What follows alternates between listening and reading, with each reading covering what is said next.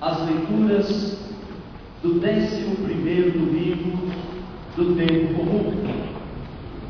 E as leituras de hoje nos convidam a contemplar a bondade e a misericórdia de Deus.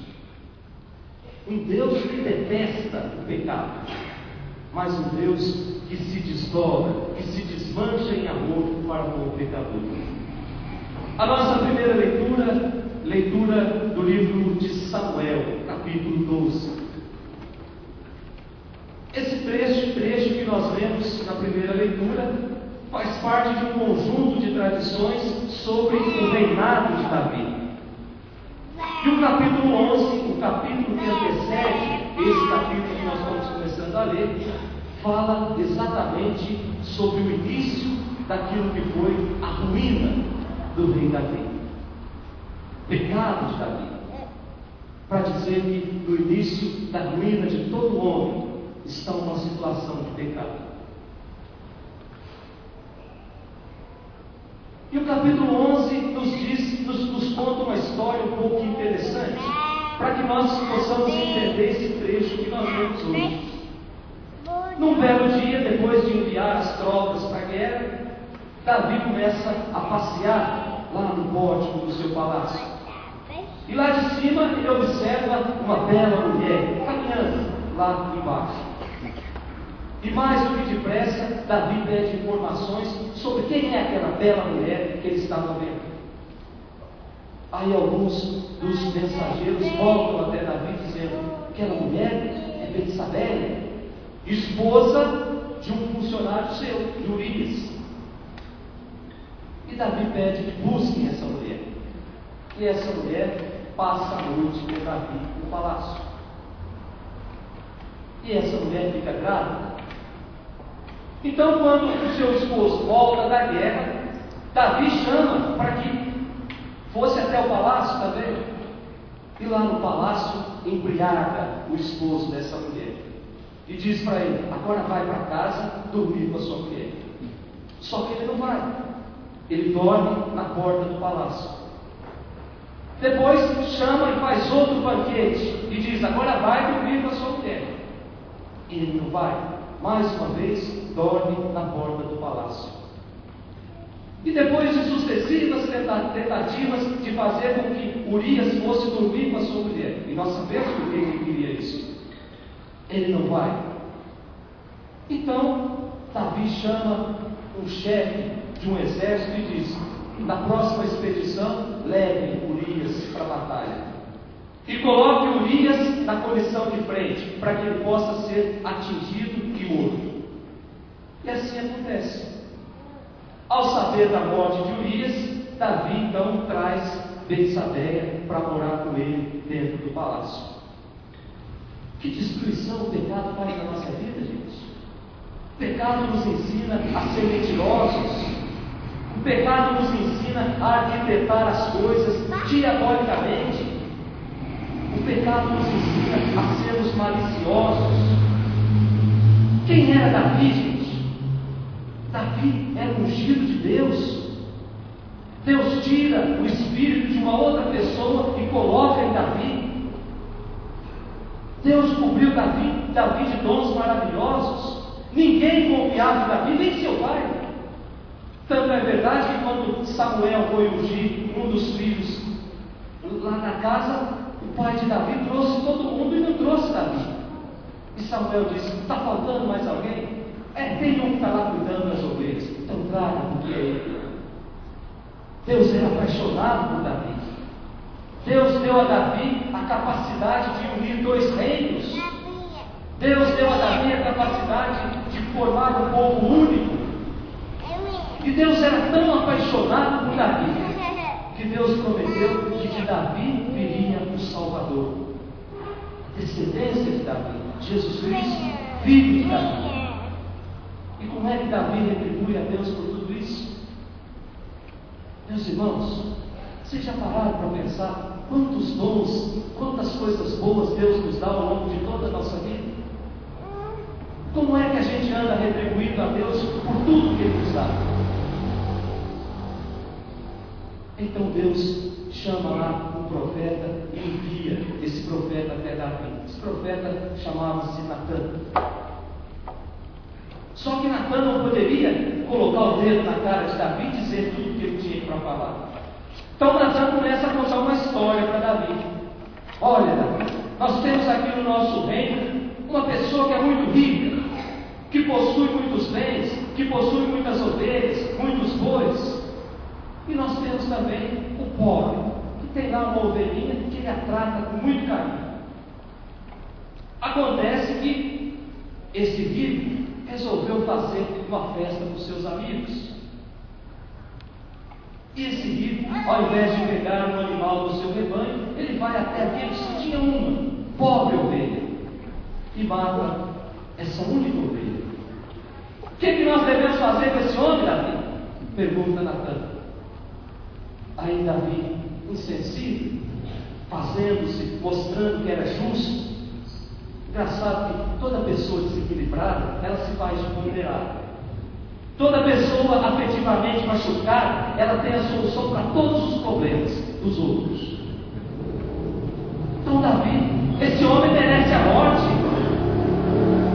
Aí Natã volta-se para Davi e diz: esse homem és tu, Davi. Esse homem é o Senhor. É o texto que nós começamos a ler na primeira leitura. Davi, quantas mulheres Deus te deu, quantas coisas boas Deus te deu, e é assim que você retribui a Deus por tudo? Então Davi cai em si, e ao cair em si, Davi vai rezar do seu jeito, ao cair em si, Davi vai se lamentar do seu jeito. A Sagrada Escritura diz que Davi tocava a harpa muito bem. Certamente Davi pega a sua harpa e, chorando, compõe um dos mais belos salmos que existe dentro da Sagrada Escritura, o Salmo 50, em que ele chora o seu pecado. Tende piedade, ó meu Deus, misericórdia, na imensidão do vosso amor, purificai-me. As pedir, serei mais puro do que a neve, mais branco do que a neve. Veja, Senhor, eu nasci no pecado, mas vós amais os corações que são sinceros, e na intimidade me ensinais sabedoria. Que bela composição de Davi, chorando o seu pecado, reconhecendo que falhou contra Deus. Eu estou recitando esse salmo porque esse salmo os padres rezam todas as sextas-feiras. É uma obrigação que nós temos de rezar o Salmo 50 toda sexta-feira. Salmo atribuído ao rei Davi. Depois da nossa segunda leitura, São Paulo aos Gálatas. É o terceiro domingo que a gente está meditando essa leitura. Primeiro, São Paulo vinha dizer: não aceitem que pessoas comecem a anunciar outro evangelho dentro da comunidade. O evangelho distorcido, o evangelho que expressa as minhas ideias, ideologias, uma série de outras coisas. Essas pessoas, dizia São Paulo há 2 domingos atrás, elas precisam ser colocadas fora da comunhão. Ele até falava que devem ser excomungadas, ou seja, colocadas fora da comunhão. Domingo passado, São Paulo vem pedir fidelidade ao Evangelho. Afinal de contas, o Evangelho não foi lábios humanos que nos ensinou, foi o próprio Deus. E no texto de hoje, São Paulo vem dizer que Cristo precisa viver em nós. Cristo precisa viver nas nossas atitudes, nas nossas práticas, nas nossas palavras. Em outras formas, São Paulo quer dizer: Cristo basta na nossa vida. Não adianta ficar cumprindo regras. A lei não justifica ninguém, ou seja, a lei não salva ninguém. Ficar cumprindo regras todo dia não salva ninguém. Escandaliza, gente. Vir à missa todo domingo também não salva ninguém.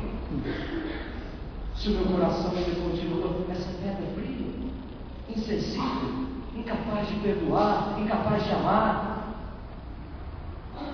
Então Paulo vem dizer: se a lei, ou se a prática de ritos externos, ritos vazios, proporciona a salvação, então Cristo morreu inutilmente, diz São Paulo, lá no versículo 21.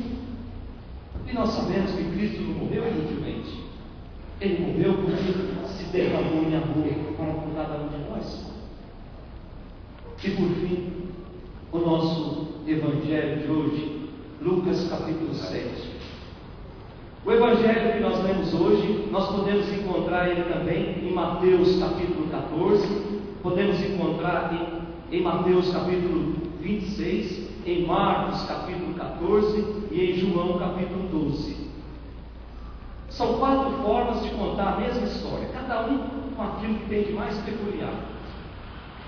E nós estamos num banquete, diz o Evangelho, na casa de um fariseu chamado Simão. E nós percebemos claramente a atitude de Jesus diante de um pecador, do Evangelho diante de uma pecadora. A personagem central do Evangelho de hoje é uma mulher. Mas afinal de contas, gente, quem é essa mulher? Aí nós precisamos passar por esses outros evangelhos, Marcos 14, Mateus 26 e João 12, que nós vamos identificando quem é essa mulher, graças a esses outros evangelhos, que nos trazem informações preciosas para explicar essa cena do Evangelho de Lucas. Essa mulher é Maria de Betânia, irmã de Lázaro, irmã de Marta, cunhada de Simão. Esse Simão que chama Jesus para o banquete. E Simão, no Evangelho de Marcos, diz que era leproso. Portanto, Maria de Betânia, Simão, moram numa comunidade de leprosos. Os leprosos não podiam entrar em Jerusalém, moravam fora, porque contaminavam os outros.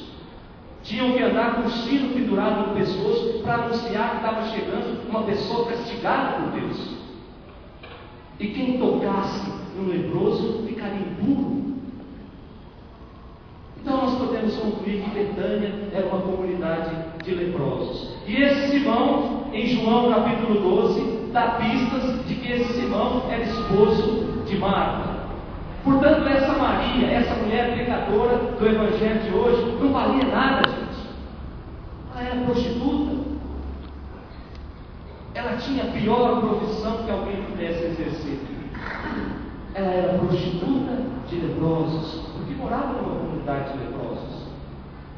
E ela era uma excelente prostituta. Na arte da prostituição, ela era uma grande artista. E como é que o padre sabe disso? Diz o Evangelho que ela carregava junto consigo um pequeno vidro de perfume. Perfume era a marca da prostituta na época de Jesus. Prostituta na época de Jesus não é como nos nossos tempos, que atrai os homens por andar quase nua. Prostituta na época de Jesus andava como qualquer outra mulher. O diferencial, o que ela usava para atrair os homens era o seu perfume. E essa mulher diz que carregava um frasco de alabastro, uma pedra sempre preciosa. Era a marca, portanto, do seu pecado, da sua prostituição. E o mais engraçado desse Evangelho de hoje é que Jesus, toda vez que ia para a Judéia, ficava hospedado na casa dessa família. Ficava hospedado na casa de uma prostituta. Quantas vezes a Bíblia diz que Jesus acordava de madrugada para ir rezar? Quantas vezes Jesus não deve ter acordado e presenciado ela chegando de mais uma noite de prostituição? Cheirando pecado, cheirando prostituição misturada com álcool. Quantas vezes, gente? E qual foi a vez que Jesus apontou o dedo na cara dela, dizendo que ela era uma pecadora? Nenhuma. Jesus começou a dar tempo para que ela pensasse no seu pecado. Nem mesmo a ressurreição de Lázaro, seu irmão, foi capaz de tocar no coração daquela mulher. Jesus foi dando tempo. E a Bíblia diz que na última semana da vida de Jesus, ele ficou de novo em Betânia.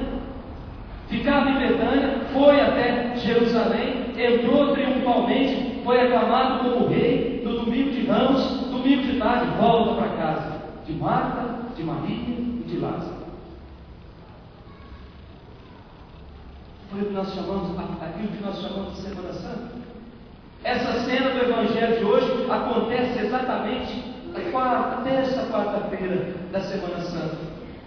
Foi nessa semana que Maria se decide por Jesus. Alguma coisa havia tocado no coração dessa Maria, dessa mulher pecadora. Então, como de costume, ela vai lá e pega o frasco de perfume para mais uma noite de trabalho, para mais uma noite de pecado, para mais uma noite de prostituição. E ela, ao invés de ir para a noite, ela vai até a casa de Simão e entra pelos fundos. Mais uma prova de que era ela de casa.